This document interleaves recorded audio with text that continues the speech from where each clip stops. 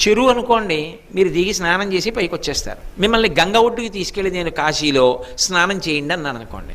మిమ్మల్ని ఎందుకు తీసుకొచ్చానో తెలుసా? గంగా స్నానానికి తీసుకొచ్చాను. ఎందుకు వచ్చారు అని అడిగాను. గంగా స్నానానికి వచ్చాం. సంకల్పం చెప్పుకుని గంగలో దిగారు. స్నానం చేసేసి వచ్చేస్తారా? ఒక్కడు రాడు. తీర్థయాత్రలకు వెళ్ళినప్పుడు ఎన్ని మాటలు మైకులో చెప్పవలసి వచ్చేది, అయ్యా రండి ఇంకా స్నానం చాలని. ఎందుకని?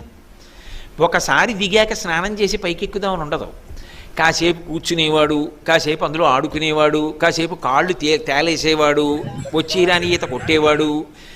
అందులోకి దిగిన తర్వాత అందులో ఉండాలని, అందులోనే ఆడుకోవాలని, అందులోనే అలా తేలాలని ఒక అనుభూతి కలుగుతుంది. అమ్మ అన్న మాటకున్నటువంటి లక్షణం అది. అమ్మతనం క్షేమకరం, అమ్మతనం భద్రతతో కూడుకున్నటువంటి